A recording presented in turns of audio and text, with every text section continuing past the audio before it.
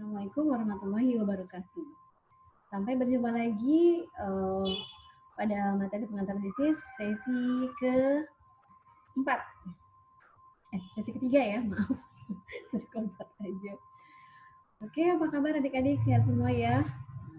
Tayangan ini sengaja dilakukan untuk mempermudah proses belajar kalian dan karena dalam proses belajar online ini ada kendala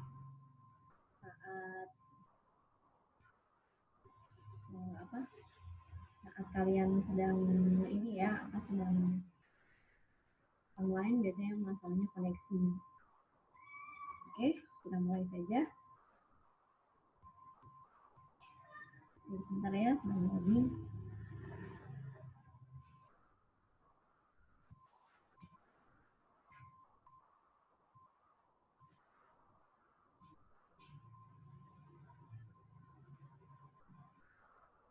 Oke, nah kita sekarang masuk ke sesi ketiga, struktur organisasi. Kalian lihat di sini, sudah kelihatan belum?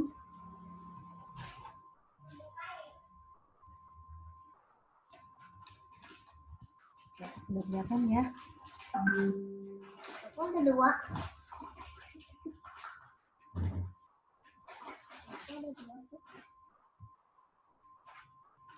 Oke.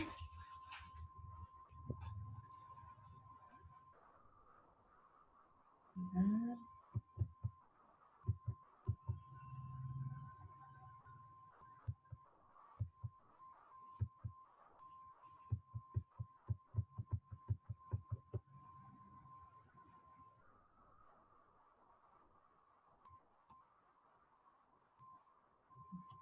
Kita lihat struktur organisasi.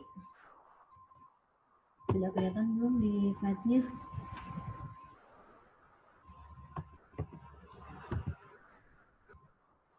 Aplikasikannya mana ya?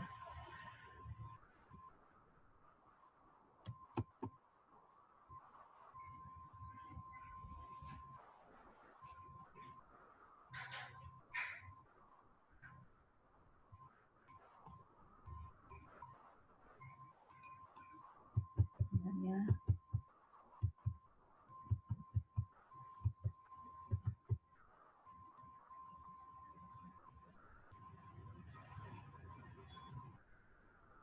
Oke. Struktur organisasi. Ya, kita masuk ke pengertian organisasi menurut Webster. Organisasi adalah sebuah struktur eksekutif dari bisnis yang menempatkan karyawan dari berbagai tingkat kemampuan guna mencapai efisiensi yang maksimal. Jadi terdiri dari beberapa layer yang memiliki tugas, wewenang, dan tanggung jawab yang berbeda. Kemudian organisasi diartikan sebagai satu keseluruhan termasuk di dalamnya fasilitas, material, dan orang-orang dengan perilaku yang diatur menurut posisi berdasarkan tugas pekerjaannya.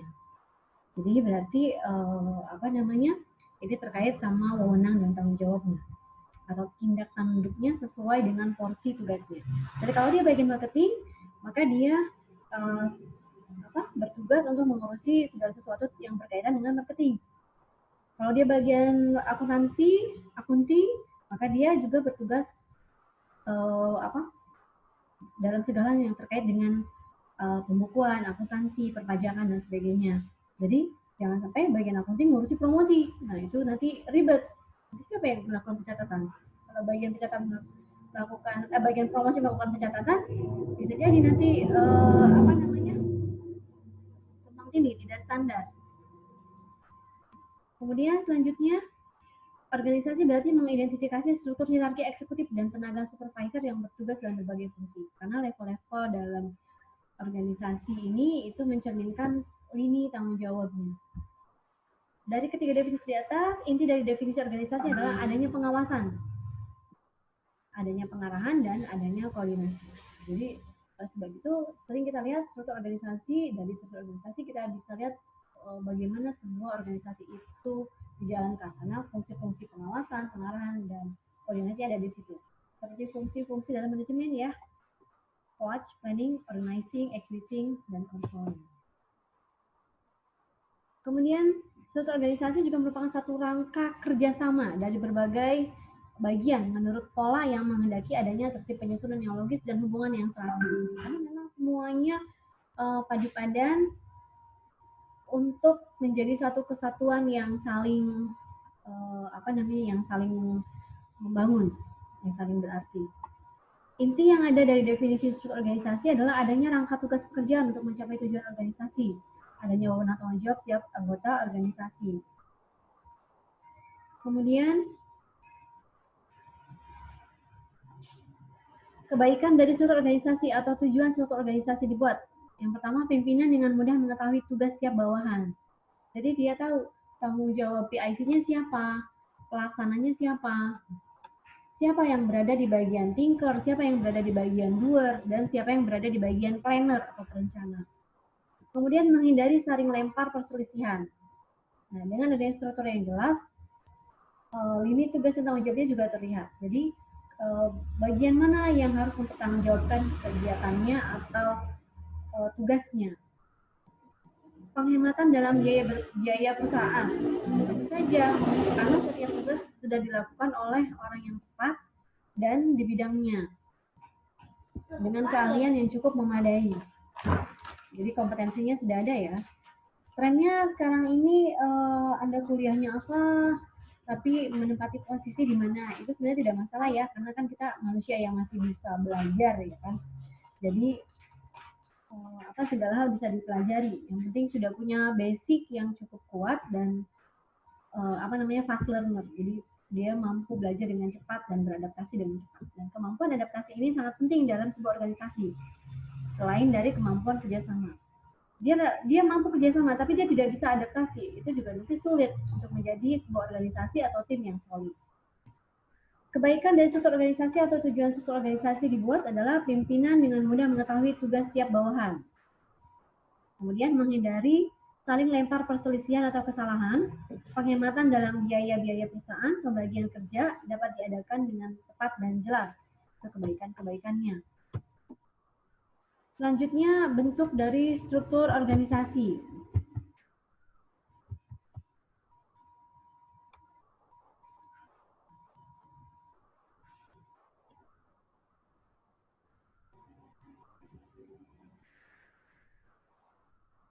Ada organisasi garis menurut Henry Fayol. Kemudian prinsip pembagian pekerjaan dalam satu komando, unity of command, pemimpin yang memiliki authority atau kewibawan atau kewenangan. Ini organisasi garis.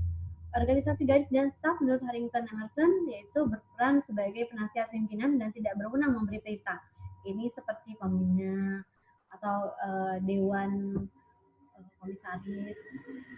Kemudian staf-staf ahli di bidang ekonomi, marketing, keuangan, hukum memiliki jembatan penghubung untuk mempersingkat panjangnya hierarki dengan tujuan efisiensi.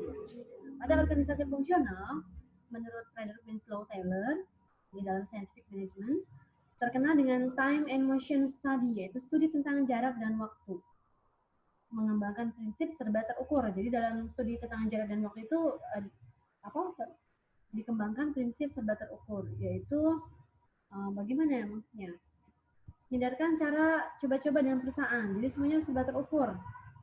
Jadi misalkan sebuah tugas dilakukan kira-kira akan selesai berapa lama waktunya dan kira-kira juga akan ditempuh dengan metode seperti apa. Nah, itu bisa disusun due date-nya atau deadline-nya.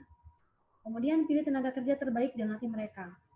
Oleh sebab itu, ada perusahaan-perusahaan yang melakukan sebuah tes baik tes psikologi maupun tes TPA. Ya tujuannya adalah untuk memilih orang terbaik. Walaupun ada orang yang mengatakan bahwa itu paling hanya formalitas.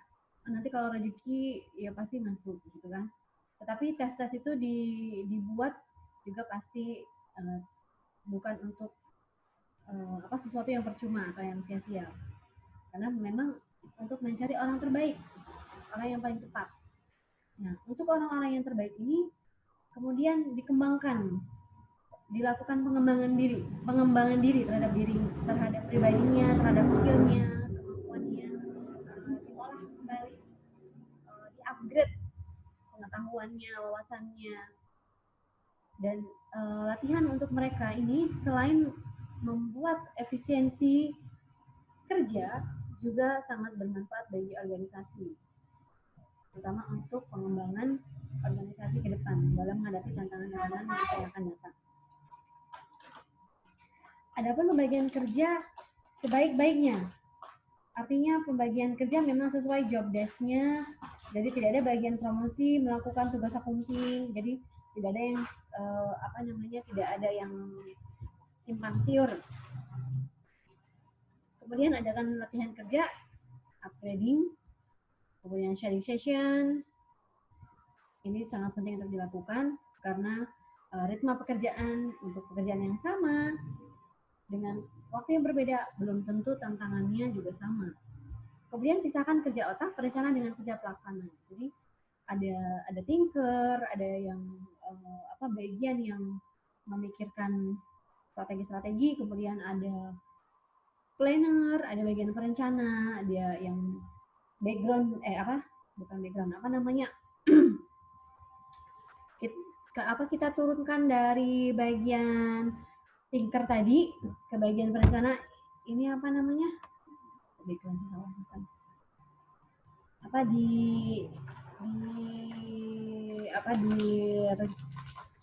diturunkan lagi ke bagian perencana, kemudian diturunkan lagi ke bagian luar pelaksana. Jadi semuanya di istilahnya lupa saya. Biasanya saya pakai contohan.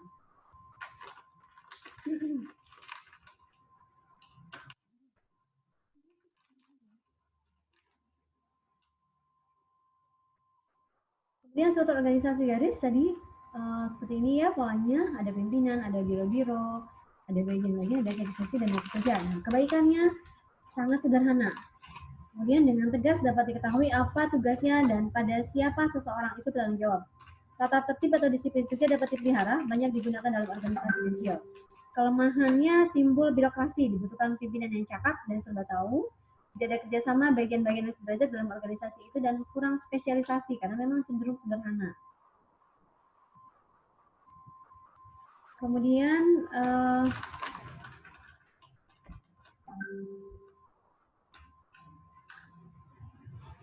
kita kembali lagi ya.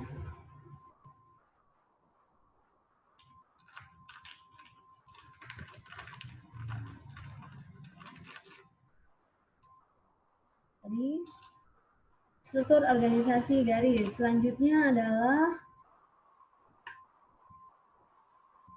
struktur organisasi garis dan staf.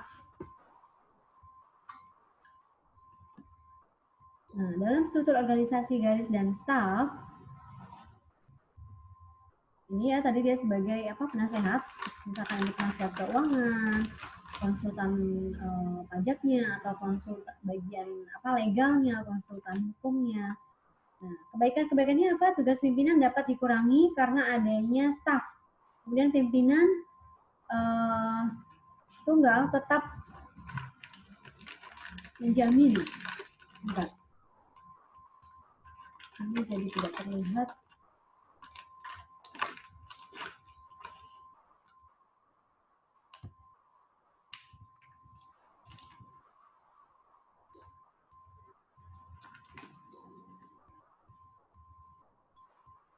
Tugas pimpinan dapat dikurangi karena adanya staf. Pimpinan tunggal tetap terjamin dan staf tidak bisa campur tangan urusan perusahaan. Kelemahannya adalah kemungkinan timbul perselisihan antara pimpinan dan staf, menimbulkan ketegangan antar staf dengan pihak pelaksana mengenai petunjuk staf yang bersifat teoritis, yang kurang memperhatikan soal praktek, dipergunakan oleh pimpinan, nasihat yang diberikan atau data yang telah dikumpulkan oleh staf tidak dipergunakan oleh pimpinan. Ini berarti penggunaan biaya yang sia-sia. Pimpinan bergantung kepada staf sehingga pimpinan kurang berani mengambil inisiatif dan tidak kreatif. Ini dalam struktur organisasi dan garis.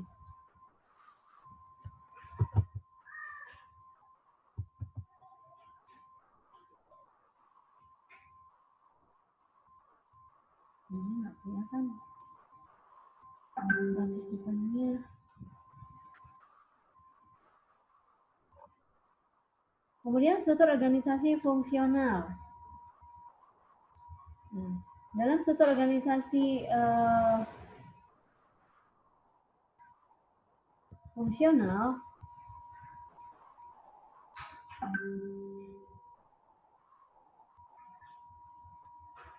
pekerja menerima perintah dari 8 atasan, yaitu ada bagian dari planning ini ya, kemudian root clerk, kemudian instruction card clerk.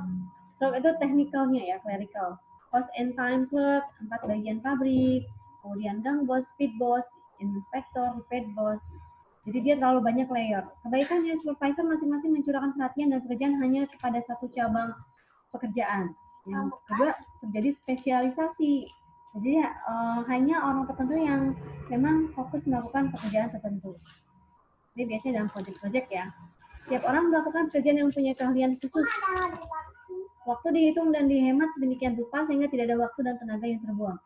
Kewajiban dan tanggung jawab lebih penting di atas segalanya. Kemudian kebaikannya adalah supervisor masing-masing mencurahkan perhatian dan pekerjaan hanya kepada satu cabang pekerjaan. Sudah ya.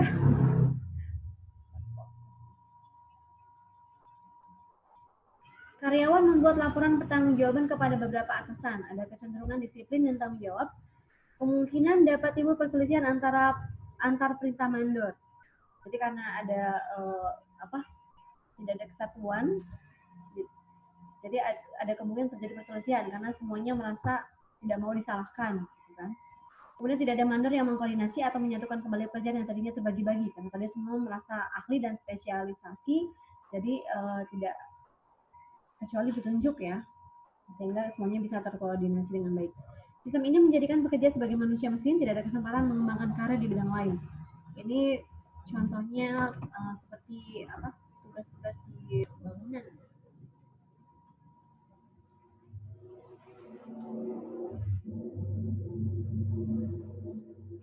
Selanjutnya prinsip organisasi.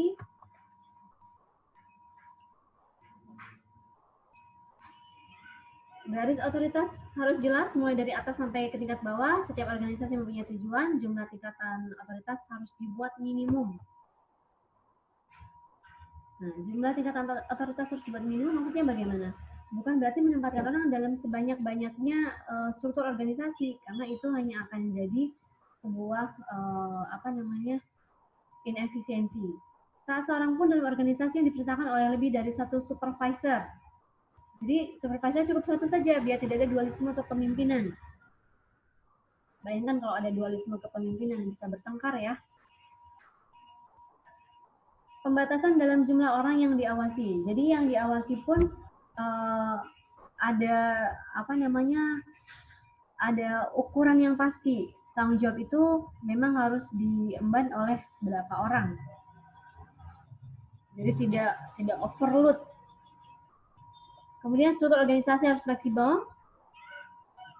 Artinya walaupun berada di level supervisor, bukan berarti di level lini terbawahnya, yaitu bagian planner, tidak bisa memberikan masukan atau mengkritik supervisor. Kalau tidak fleksibel, maka organisasi harus berkembang. Dan organisasi harus seimbang dalam arti setiap tugas dan tanggung jawab dilakukan sesuai dengan fungsinya masing-masing, sehingga terjadi balancing dan harmonisasi. Oke, sampai di sini pertemuan kita. Sampai berjumpa lagi pada sesi selanjutnya. Selamat pagi. Assalamualaikum warahmatullahi wabarakatuh.